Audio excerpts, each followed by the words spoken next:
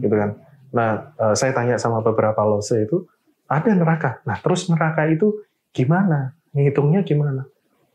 Ah, pokok kamu itu mengikuti jalannya Yesus, maka kamu akan diselamatkan. Jadi nggak perlu tanya soal neraka. Neraka itu hanya untuk orang-orang fasik, yang dia di mana dia tidak mengakui Yesus, tidak mengikuti jalan Yesus. Nah, terus saya sempat juga bertanya. Nah, terus katanya Yesus menebus dosa manusia semuanya tanpa terkecuali. Dosanya dosa yang mana?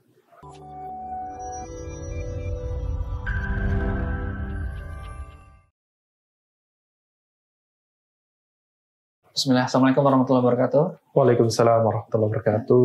Mana kok? Apa kabarnya? Alhamdulillah sehat, baik. Baik, Masya Allah. Ya, Masya Allah. Ini dari mana kok?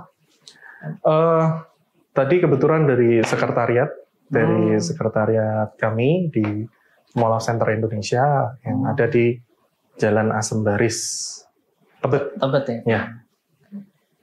Kalau boleh tahu, nama lengkapnya siapa sih kok? Nama lengkap saya, nama Indonesia ya. Nama Indonesia ya. Karena pas saat saya dulu itu nggak disematkan secara khusus, nama Chinese-nya itu nggak disematkan secara khusus. Jadi kalau nama Indonesianya Fandi Wiyogo Gunawan. Nah, pengganti marganya di belakang yang Gunawannya. Tinggalnya sekarang di mana? Kalau tinggal sekarang domisili di Yogyakarta, tapi karena kesibukan di Mall Center Indonesia juga, akhirnya sering mobile dari Yogyakarta ke Jakarta atau ke kota-kota yang di situ ada Mall Center-nya. Gitu. Sebelumnya agamanya apa ya? Background saya syahadat tahun 2005 akhir di bulan November. Itu sebelumnya saya agama Kristen Protestan. Oh, Kristen Protestan. Oh. Ya. Yang kita tahu nih kok ya, sebelum kita beranjak alasannya dan apa, kita ketahui bahwa di Kristen itu kan sudah dijanjikan surga dan lain sebagainya, diampuni dosa segala macam, udah ditebus dosanya. Kok mau milih Islam gitu? Mau milih, alasannya kenapa dan motivasinya apa gitu? Kalau dibilang motivasi untuk masuk Islam pada saat itu nggak bisa dibilang iseng ya, tapi lebih kepada saya itu punya pandangan ketika saya mau tahu lebih jauh lebih dalam, maka saya harus masuk. Ibarat kata ketika kita mau tahu apa yang ada di dalam lautan nih, gitu kan, kita nggak bisa cuma sekedar baca buku, terus kita lihat di dalam ada karang warnanya merah, ada karang warnanya kuning. Kita nggak bisa sekedar seperti itu, tapi saya punya mindset ketika saya mau masuk Islam, mau tahu bagaimana di dalam Islam itu seperti apa, maka saya harus masuk. Tapi itu pun prosesnya nggak serta-merta. Jadi dari awal saya itu berpikir tentang Kristen ini banyak pertanyaan, itu sampai akhirnya saya syahadat itu kira-kira 1,5 tahun. Sampai saya akhirnya memutuskan untuk masuk Islam. Waktu itu syahadatnya di mana? Kapan dengan siapa? Kalau saat itu karena pas saat itu saya usianya relatif masih muda. Jadi saya syahadat di tahun 2005 itu di kelas 2 SMP pertengahan, kelas 2 tuh. Nah itu pas saat itu kebetulan saya itu memang masuk di SMP negeri, SMP negeri.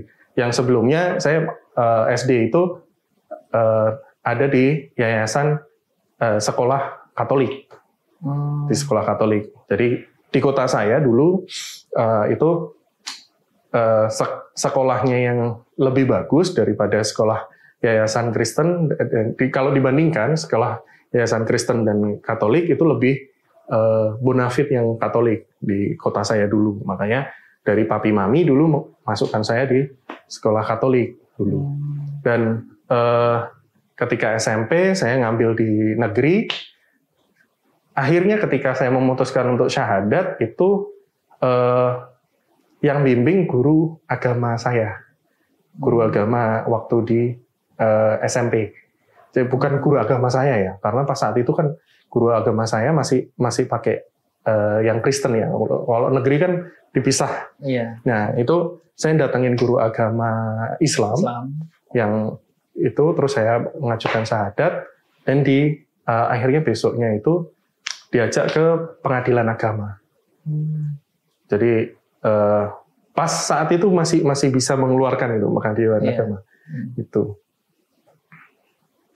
Ya, kemudian kegiatan sebelum masuk Islam tuh lebih banyaknya kemana? Khusus di gereja? Nah, kalau itu karena memang kalau dibilang sih keluarga saya itu terlebih dari kakek ya. Dari kakek itu benar-benar memberikan istilahnya pendidikan kepada cucu-cucunya. Itu dengan pemahaman agama yang kuat. Bahkan kalau dibilang dulu itu ketika saya kecil, dari kecil itu cita-cita saya jadi martir gitu kan. Ya kalau dibilang kan Paskar. Nah, cita-cita saya ke arah seperti itu. Dan memang harapannya itu bisa benar-benar memberikan bagaimana kontribusi saya ke dalam gereja gitu kan. Dan pada saat itu memang sedikit banyak saya sudah mulai bantu di dalam kegiatan di dalam gereja. Jadi mulai sekitaran kelas 5 SD, kelas 6 SD itu saya sudah mulai bantu kegiatan di gereja, mulai seperti ngajar anak-anak di sekolah minggu, itu di rentang usia antara 6 tahun ke bawah, rata-rata di usia 4 sampai 6 tahun itu saya mulai memberikan pengajaran. Nah, ya pas saat itu juga itu baru pertama kali itu saya kayak open minded tentang agama itu di situ. Jadi ada satu momen di mana ketika saya sedang bercerita kisah nabi-nabi gitu kan, karena sekolah minggu itu bisa dikatakan itu kurikulumnya itu rata-rata adalah menceritakan kisah orang-orang soleh versi Kristen gitu kan, versi gereja ke anak-anak kecil. Jadi nabi-nabi atau beberapa orang-orang yang dianggap suci, yang dianggap punya kisah yang bisa diceritakan di dalam gereja atau kisahnya bisa dianut, itu diceritakan di dalam gereja. Nah, momennya itu ketika saya lagi ngajar terus tiba-tiba kok gini ya. Jadi momen pertama itu mulai open minded di situ, terus akhirnya saya mempelajari Bible terus dari awal sampai akhir itu kok banyak poin yang kontradiktif dan tidak diajarkan di dalam gereja. Tuh. Ya, masuk ke situ kalau langsung kita. Adakah ayat-ayat yang mengganggu Koh Fandi? Terjadi pergolakan batin? Mungkin 1 atau 2 ayat lah. Kira-kira apa yang membuat Koh Fandi menjadi ragu? Kejanggalan apa yang ditemukan? Kalau dibilang sih awalnya itu yang membuat kita, bukan kita ya, saya ya. Saya itu mulai berpikir itu ketika saya menceritakan kisahnya Nabi Abraham. Nabi Ibrahim. Ya, jadi kalau dalam Islam Nabi Ibrahim gitu kan, tapi kalau dalam Kristen Katolik itu Abraham. Nah, di situ dikisahkan itu ada sedikit perbedaan dengan Islam. Kalau di Islam, kalau saya nggak salah ingat, pakai kapak. Yang digunakan untuk menghancurkan patung-patung itu adalah kapak, gitu kan. Tapi kalau dalam Nasrani, Kristen dan Katolik itu kayak pakai gada, pentungan yang besar. Gitu kan. Sama ceritanya, ketika warga kaumnya keluar dari kota untuk merayakan hari rayanya itu, Bapak Abraham kalau di dalam Kristen itu datang ke kuilnya terus menghancurkan patung-patung itu tadi dan meletakkan gadanya ke patung yang paling besar. Kisahnya sama. Di situ saya waktu cerita itu kayak tiba-tiba bentar. Terus di depan, di altar itu ada patung, fungsinya buat apa ya? Itu pertama. Tapi karena di tengah-tengah ngajar kan, itu saya sempat berhenti sebentar, terus habis itu, sebentar, saya lanjut dulu cerita. Habis itu barulah cari-cari dalam Bible. Terus mulai bingung. Nah, ini kok ada poin ini, kok ada poin ini, kok ada seperti ini, gitu kan. Terus, yang dimana di sini menyebutkan bahwa Allah itu Esa, Allah itu pencemburu, jangan kau gambarkan Allah Bapa di surga dengan apa yang ada di langit atas. Panjang itu ayatnya panjang. Nah itu yang menggambarkan di mana di dalam Bible itu Allah itu satu. Tidak ada Bapa, tidak ada Anak, tidak ada Roh Kudus. Gitu kan. Jadi dari situ saya berpikir, kenapa ketika nabi-nabi sebelum Isa ini tadi itu mengajarkan Bapa itu satu, seperti bagaimana Nabi Musa, ketika Nabi Musa berdoa langsung ke Allah Bapa. Nggak melalui anaknya, nggak melalui Roh Kudus kan gitu kan. Langsung berdoa ke Bapaknya. Tapi begitu jatuh di Nabi Isa, kok tiba-tiba berkembang? Itu pertanyaan awal. Sampai akhirnya, benar nggak sih ini ajarannya? Gitu kan. Apa yang diajarkan di dalam gereja dan apa yang ada di dalam Bible ini selaras nggak sih? Tuh. Jadi ada timbul pertanyaan seperti itu. Kemudian ketemu kecocokannya di?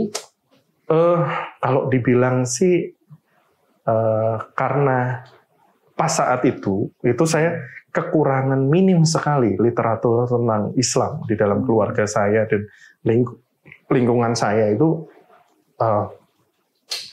bisa dibilang di luar teman sekolah di SMP itu lingkungan saya itu 80% non, gitu kan.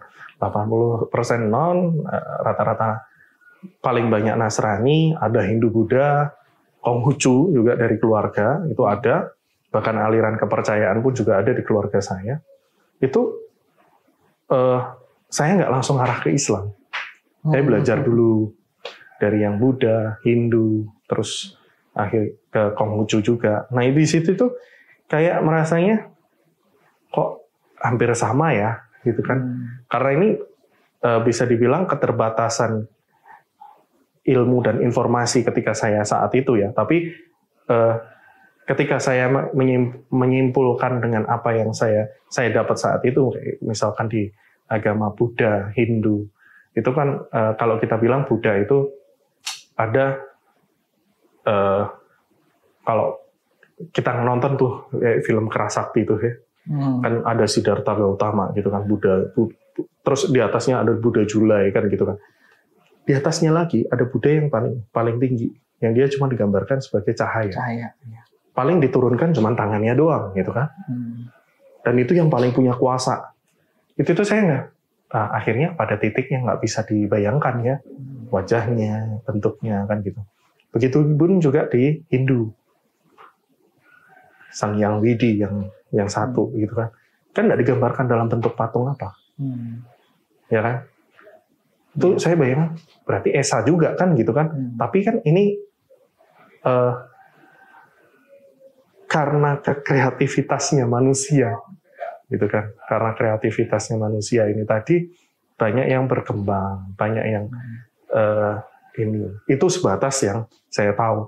Terus akhirnya sampai pada titik kalau saya cari Tuhan yang Esa, jawabannya ya cuman Islam, nggak digambarkan kan gitu kan. Sebagaimana saya menemukan di dalam Bible, Allah itu Esa, Allah itu pencemburu, jangan kau gambarkan Allah Bapa di surga dengan apa yang ada di langit atas maupun apa yang ada di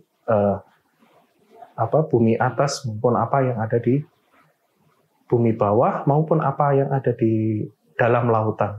Jadi tidak boleh digambarkan dalam bentuk apapun. Bahkan di dalam lanjutan ayat itu kalau saya nggak salah ingat, itu terusannya adalah jangan engkau gambarkan Allah Bapa di surga dengan wujud tulisan di dalam rumah peribadatan.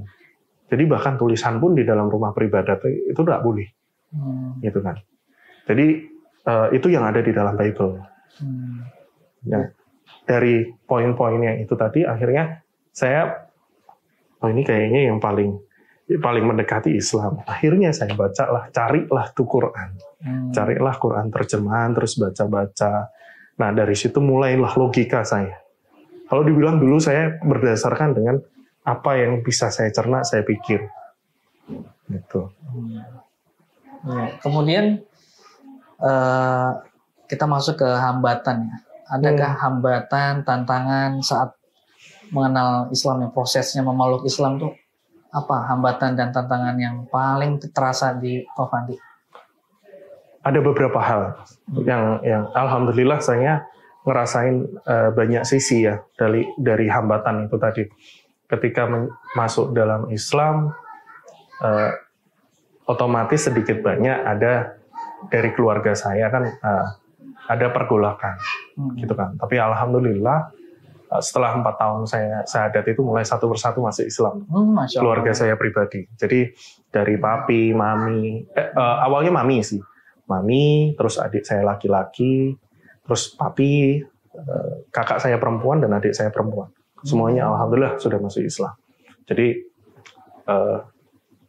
kita kesampingkan dulu masalah hambatan dari keluarga karena bagi saya ketika beliau semua sudah masuk Islam, sudah selesai gitu kan. Urusannya dengan keluarga sudah selesai.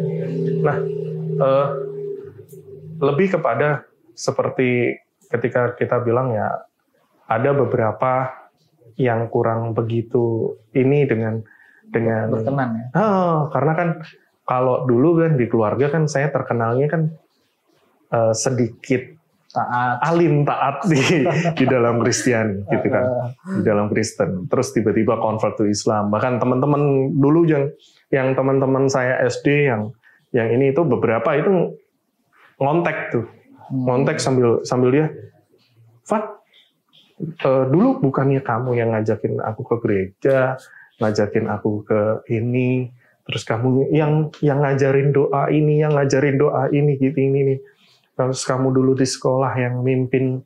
Jadi meskipun saya itu Kristen, ketika di sekolah Katolik itu beberapa kali saya mimpin seremonialnya di dalam sekolah gitu kan. Jadi saat itu saya beberapa mulai dari kelas 4, kelas 5-an lah. Itu sering diminta untuk mimpin doa, mimpin seremonial di sekolah. Nah, dari situ itu teman-teman udah langsung cut, udah. Paling kita sekarang cuman follow-followan IG gitu aja, cuman seperti itu. Tapi kalau kayak komunikasi, cut sama sekali. Dan dari saudara Islam itu beberapa itu juga ada kayak apa ya, meremehkan atau sedikit kamu itu baru Islamnya baru kemarin sore, udah ini. Terus ketika saya berusaha untuk memaksakan diri untuk sholat itu tiba-tiba kayak ada celetukan dari teman yang sesama Islam nih, Mas. Kalau sana kan pakai bahasa Jawa ya, dia anunya, tapi kurang lebih begini. Kok tumben kamu sholat, gitu kan? Kok tumben sholat, gitu. Udahlah, nggak usah ikut sholat, nggak usah apa. Yang penting kamu masuk Islam itu udah ini gitulah. Tapi pas saat itu karena saya dapatnya selengean, saya jawabnya selengean gitu kan. Jadi saya jawabnya ya paling nggak dengan aku sholat besok itu nggak langsung masuk neraka lah, masih bisa ngintip surga dulu.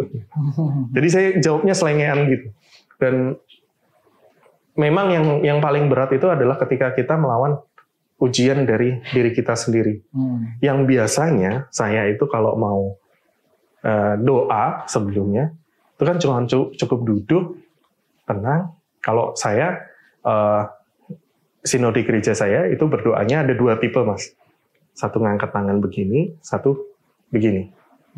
Jadi ada 2 tipe di gereja saya. Nah, kalau saya lebih comfort yang begini dulu. Jadi diajarkan sama kakek saya begitu. Kalau mau doa langsung begini, udah nggak perlu nggak bikin tanda salib sih dari ini. Jadi kalau mau doa dimanapun bisa gitu kan. Terus akhirnya ketika masuk Islam, saat itu saya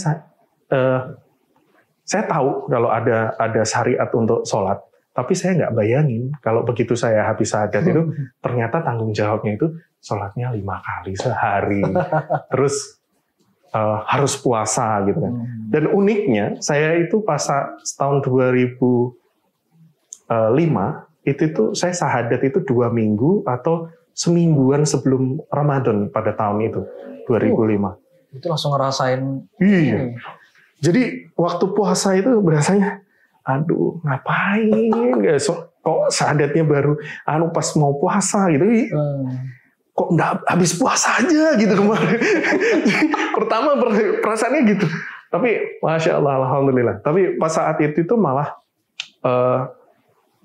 puasa saya waktu puasa pertama itu bolong 2, Mas. Dan saya masih ingat momennya itu bolongnya kenapa. Jadi saya dulu kalau berangkat sekolah, pulang sekolah naik sepeda tuh kan, SMP. Lupa sampai rumah, aus. Minumlah banyak-banyak. Namanya kita nggak terbiasa puasa gitu kan. Minumlah banyak-banyak. Terus habis itu, oh iya puasa. Udah batal dong, makan udah. Karena nggak tahu kan kita. Kalau lupa bonus itu nggak tahu. Tapi taunya udah sudah karena minum udah batal nih. Ya udah makan aja udah gitu kan. Terus yang kedua sama pulang sekolah lapar, lihat tuh pisang satu sisir. Bisa makan, dihabisin langsung tuh. Dihabisin. Kok perasaan kok lapar banget seharian ya? Kenapa ya? Oh iya puasa. Teruslah habislah itu satu sisir. Itu dua momen pertama. Dan awal waktu melaksanakan sholat itu saya sholat duhur itu sampai 5 rakaat. Dan Masya Allahnya teman saya yang di sebelah saya yang tahu berapa saya ngitung saya sholat 5 rakaat, dia nggak pernah ngasih tahu. Dia ngasih tahu itu sekitar 3-4 tahun setelah kejadian. Masya Allah. Jadi mungkin kalau saat itu saya dikasih tahu, saya malu, terus saya nggak mau jamaah lagi. Belajar dulu, baru saya jamaah lagi. Mungkin saya akan seperti itu gitu kan. Tapi dia keep itu. Dia keep sampai akhirnya waktu reuni SMP dia cerita. Dulu itu kamu sholat duhur waktu di masjid sekolah, kamu itu sholat duhurnya 5 rakaat. Terus saya ingat-ingat, iya memang. Kejadian lupa itu enggak, karena saya nggak tahu. Jadi karena saya masih belajar wudhu tuh, saya kan ngeliatin teman-teman wudhu tuh, ngikutin. Udah selesai, nungguin yang lain gitu kan, Begitu selesai wudhu, rakaat pertama itu sudah mulai ruku. Mau ruku. Saat itu mau ruku, saya masbuk kan. Tapi rakaat pertama. Iya. Jadi belum sampai ruku, tapi saya sudah masuk. Teman saya masuk di sujud. Sebelah kanan dia masuk di sujud, gitu kan. Sebelah kiri saya sudah salam. Saya mau noleh ke kanan, lihat teman saya berdiri. Logika langsung main. Kalau telat berarti harus nambah. Saya kan pikiran saya telat. Iya. Berdirilah saya lagi, tambah 1 rakaat. Jadi 5 rakaat itu karena itu. Seharusnya saya nggak perlu nambah, tapi ya saya nambah. Gitu. Tapi Masya Allah ya teman saya ini satu nih, dia yang tahu saya nambah 1 rakaat, tapi dia nggak cerita langsung. Dan dia nggak nyeritain ke teman-teman. Ngomong itu waktu reuni. Waktu reuni sudah 4 tahun, 5 tahun, dia cerita, saya masih ingat dulu kamu gini. Iya kah? Iya, dulu kamu gini. Saya ingat-ingat, oh iya, bener. Jadi pertama kali saya sholat duhur itu sampai 5 rakaat itu. Masya Allah, Alhamdulillah. Jadi, ini kan sekarang kan sudah merasakan ya bagaimana nikmatnya Islam. Kalau kita refleksikan nih, kira-kira apa sih kok bedanya nih? Perasaannya bagaimana nih setelah memeluk Islam? Apa bedanya yang dulu dengan yang sekarang? Jadi gini, kenikmatan beribadahnya lah. Kalau saya itu pertama dulu yang paling selain masalah ketuhanan itu saya melihat faktor adil. Faktor adil di dalam di dalam konsep beragama nih. Kalau yang dulu saya itu tidak menemukan titik di mana adil itu ada. Rule-nya hanya ketika kamu mengikuti Yesus, maka kamu akan masuk ke dalam kerajaan surga. Kan gitu kan. Ibaratnya ini pikiran saya dulu kan. Seminggu itu 6 hari saya melakukan sesuatu yang buruk sama orang lain, gebukin orang, malak dan lain sebagainya. Ketika hari Minggu saya balik ke gereja, saya masuk ke dalam gereja, saya beribadah, ngikutin Yesus, selesai semua dosanya. Besok masuk ke surga. Saya berpikirnya kayak berasa nggak fair ya. Nggak fairness ya. Nggak fair gitu. Nah, terus ketika saya pernah menanyakan kepada beberapa petinggi di gereja, kalau dulu gereja saya kan rata-rata Chinese orang-orangnya, manggilnya tuh lose, guru, gitu kan. Nah, saya tanya sama beberapa lose itu, ada neraka. Nah, terus neraka itu gimana? Ngitungnya gimana? Pokok kamu itu mengikuti jalannya Yesus, maka kamu akan diselamatkan. Jadi nggak perlu tanya soal neraka. Neraka itu hanya untuk orang-orang fasik. Yang dia di mana dia tidak mengakui Yesus, tidak mengikuti jalan Yesus. Nah, terus saya sempat juga bertanya. Nah, terus katanya Yesus menebus dosa manusia semuanya tanpa terkecuali. Dosanya dosa yang mana? Itu akhirnya jawabannya malah bikin saya lupa detailnya kan, karena pas saat itu saya langsung ngeblank ini. Terus gimana ya? Konsepnya terus gimana gitu kan? Tapi di dalam Islam ketika kita ngomong dalam Islam, kita berpikir sesuatu yang buruk kepada seseorang, itu aja ada pertanggungjawabannya. Iya kan? Iya. Apalagi bagaimana kalau kita melakukan sesuatu yang buruk, gitu kan? Konsep surga, konsep nerakanya, walaupun hitungannya itu Allahu a'lam, tapi konsepnya itu jelas. Kamu banyak berbuat baik, akan dihitung. Setiap dosamu, walaupun itu sebiji zarah pun, juga tetap akan dihitung. Nanti akan ditimbang, kan gitu kan? Diukur mana yang lebih berat, kan gitu. Itulah keadilannya. Iya. Dan ini mindset saya dan pola pikir saya dulu ya. Saya dulu pikir kalau lebih berat dosanya selama kamu masih Islam, kamu itu kayak di teh celup di neraka, diangkat, masukin surga. Dibersihkan dulu dari dosa, baru masukin surga. Jadi benar-benar konsep dalam Islam, dalam sudut pandang saya, surga itu isinya orang-orang yang sudah dibersihkan, sudah lunas semua dosanya, sudah hilang semua dosanya gitu. Jadi dari situ saya dapat tenang nih. Orang kalau di agama saya dulu, orang bersedekah nilainya Rp1 itu sama dengan orang yang bersedekah 1. Padahal yang Rp1 ini tadi, yang satunya si Fulan A katakanlah, dia memberikan Rp1, tapi di tabungannya ada Rp10. Yang Rp1, yang Fulan B, dia mensedekahkan Rp1, tapi dia di tabungannya hanya tinggal Rp1 ini tadi. Itu akan terhitungnya sama. Tapi kalau dalam Islam beda. Fulan A ketika dia mensedekahkan Rp1 padahal tabungannya ada Rp10, dengan si Fulan B yang dia memberikan Rp1 padahal itu adalah uang satu-satunya, itu nilainya beda di mata Allah. Walaupun kita nggak dikasih hitungan angkanya ya, tapi nilainya beda. Allah menggambarkan bahwa lebih berat dari yang Rp1 di Fulan B itu lebih berat daripada Rp1 yang di Fulan A. Gitu.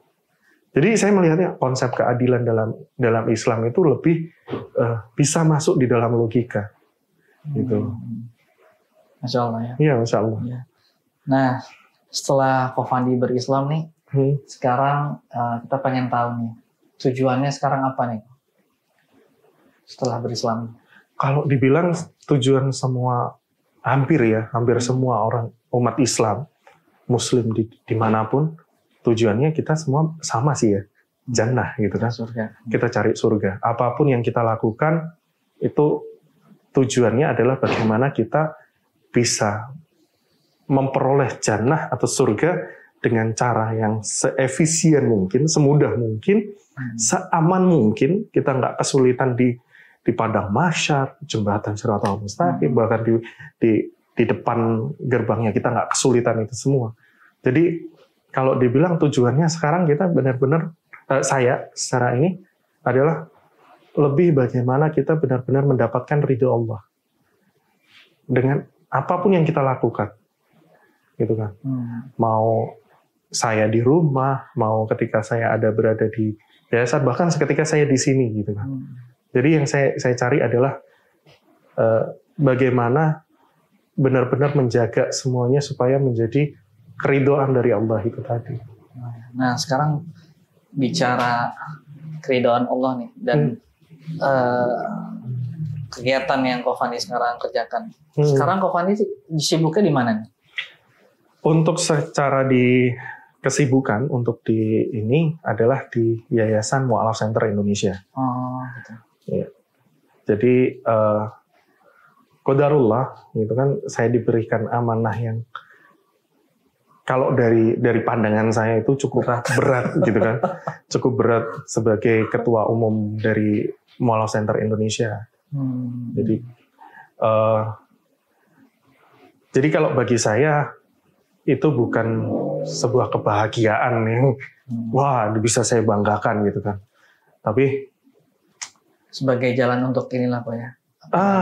Ya, kalau dari saya lebih kepada, karena saya sendiri pun juga ini atas tunjuk dari beberapa asatidz kami, dan amanah ini dari beliau-beliau merasa bahwa yang bisa mengemban adalah saya, maka saya yang diberikan amanah itu. Tapi menurut saya agak lumayan berat gitu.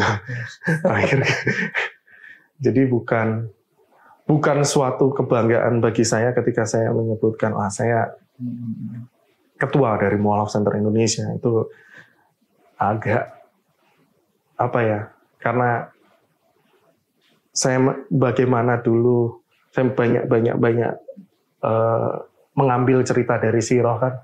Dulu para sahabat aja saling lempar kan untuk ini. Kemarin sempat saya saling lempar terus ditegur dari beberapa teman juga gitu kan. Tapi overall memang saat ini saya secara kesibukan lebih di Mu'alaf Center Indonesia sebagai ketua umum yayasan. Ya, kemudian harapan ya, kita bicara harapan Ko Fandi apa sebagai ya pribadi dan juga sebagai ketua umum? Ya, kalau kita bilang harapan secara saya pribadi itu adalah sebagaimana kita semua ini kan berharapnya kita nanti bisa berkumpul bersama-sama ya, amin. Di jannah, amin, insya Allah. Jadi kalau harapan saya secara umum, secara pribadi adalah bagaimana saya bisa mengajak orang lain untuk bersama-sama, ayo gandeng tangan, ayo saling mengingatkan. Kita mau itu kepada mau itu kepada saudara seiman, ayo kita bareng-bareng yuk, gitu kan? Karena kan kalau kita bilang salah satu tujuan dari Mu'alaf Center Indonesia adalah sebagai penjaga pintu gerbang kan. Orang mau bertanya tentang Islam, mau diskusi tentang Islam, kita welcome, kita diskusi di pintu gerbang. Oke, kamu siap masuk? Kita buka gerbangnya, ayo masuk. Kami hanya salah satu dari penjaga pintu gerbang itu tadi. Jadi kalau mau dibilang, kami pun juga perpanjangan tangan dari apa yang dulu Rasulullah ajarkan, kan gitu. Kami cuma perpanjangan tangan dari para sahabat yang mengajarkan bagaimana kita harus beribadah, penghambaan kita kepada Allah. Jadi kalau ditanya harapan ya mengembalikan. Tapi kayaknya angan-angannya terlalu besar ya. Ketika mengembalikan manusia sesuai dengan fitrahnya ketika memilih. Jadi kan kita itu sebenarnya sejatinya itu bukan kita yang dipilih sebagai seorang manusia, kan bukan. Tapi kita yang dulu itu minta untuk dijadikan sebagai seorang manusia. Jadi harapan saya ya setidaknya untuk saya sendirilah. Saya berharap saya bisa menjadi seseorang yang Allah ridhoi dan Allah mau untuk menjadi manusia. Dan semoga kita semua diberikan penjagaan dari hal-hal buruk, terus diberikan penjagaan dari keburukan atau menjauhkan kita dari agama Allah. Itu. Ya. Nah, kalau ini yang terakhir mungkin pesan-pesan. Adakah pesan-pesan yang ingin disampaikan buat para mualaf? Karena ini kan konten kita insya Allah nih semoga bisa menjadi wasilah-wasilah mereka yang mungkin masih mencari literatur, belajar segala macam. Ya mudah-mudahan mungkin melalui kisah Kofan ini mereka tergerak atau apalah gitu untuk maju lah. Kira-kira ada yang ingin sampaikan nggak kepada mualaf-mualaf, calon-calon mualaf? Ini jadi berbeda dua segmen nih. Kalau kita bilang kepada calon mualaf, kalau kepada calon mualaf, mantapkan hati dan kuatkan. Karena ketika masuk ke dalam Islam itu tidak serta-merta enak gitu loh. Karena begitu masuk ke dalam Islam, kembali kita ke dalam Quran pun sudah ada gitu kan. Allah tidak akan menerima keimanan seseorang sebelum Allah mengujinya, gitu kan.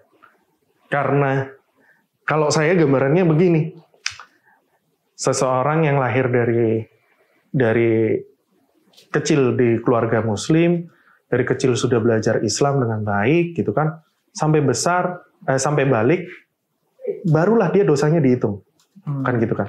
Tapi kalau mualaf itu dia mau usia 30, mau usia 40, ketika dia syahadat, dosanya yang sebelumnya itu hilang. Ini langsung 0. Otomatis, nih, kalau dari bahasa keadilan itu tadi, Allah akan uji. Sanggup nggak kita? Gitu kan? Sanggup nggak kita memegang agama yang Allah ridhoi ini? Gitu kan? Karena dari situ nanti akan meningkatkan apakah itu keimanannya semakin tinggi ataukah tidak. Dan untuk para mu'alaf yang dimanapun, tetap ingat kalian tidak pernah sendiri. Tapi ketika tidak membuka diri ke siapapun atau ke saudara seiman, maka kalian akan merasa sendiri. Tapi ketika semuanya ini tadi, mualaf ini tadi, punya kawan terdekat, itu adalah seorang muslim yang baik, maka insya Allah akan peringan semua beban-bebannya. Karena sebenarnya pada dasarnya, kita kembali ke prinsip dasar, ini saya kembali ke logika ya, Allah itu tidak akan memberikan beban yang berat kepada manusia, kan gitu kan. Kalau Allah merasa bahwa ini udah nggak sanggup nih, dah kasih jantung angkat, kasih penyakit jantung angkat, sudah selesai. Terus kalau kita punya pemikiran seperti itu, apa yang kita takutkan? Mau masalah sebesar apapun itu nggak kita merasa berat karena pikiran kita sendiri. Tapi kalau kita mengembalikan, Allah itu ngasih ujian seperti ini, Allah memberikan beban seperti ini, karena Allah merasa bahwa saya sanggup. Jadi ketika dia berpikir bahwa Allah memberikan kepercayaan ini karena saya sanggup, maka saya pasti sanggup. Tapi kalau Allah merasa saya nggak sanggup, maka Allah akan tinggal kontaknya. malaikat Jibril, jemput dong, tuh hambaku udah nggak kuat. Dengan ujianku dia sudah nggak kuat, angkat. Jadi batasan kemampuan seorang manusia itu adalah ketika dia bertemu dengan malaikat Jibril. Israel, astagfirullah. Israel. Malaikat maut. Malaikat maut. Afwan. Jadi malaikat maut yang menjemput Israel. Jadi ketika batasan seseorang ini tadi adalah ketika dia dijemput oleh malaikat Israel. Kemampuannya untuk menahan beban, untuk menahan ujian dari Allah adalah ketika pertemuannya dengan malaikat Israel. Ketika malaikat Israel disuruh mengangkat beban dari kita semua, dia sudah nggak sanggup menanggung beban dunia. Angkat. Itu. Ya. Ya, Masya Allah, Alhamdulillah. Kita sudah di penghujung pembicaraan kita ya. Intinya kita mendoakan ya semoga Kofandi, mungkin kita semua istiqomah dalam Islam. Semoga Kofandi juga tercapai harapan dan cita-citanya. Kita doakan yang terbaik lah intinya. Baiklah, terima kasih atas waktunya. Kita tutup. Assalamualaikum warahmatullahi wabarakatuh. Waalaikumsalam warahmatullahi wabarakatuh.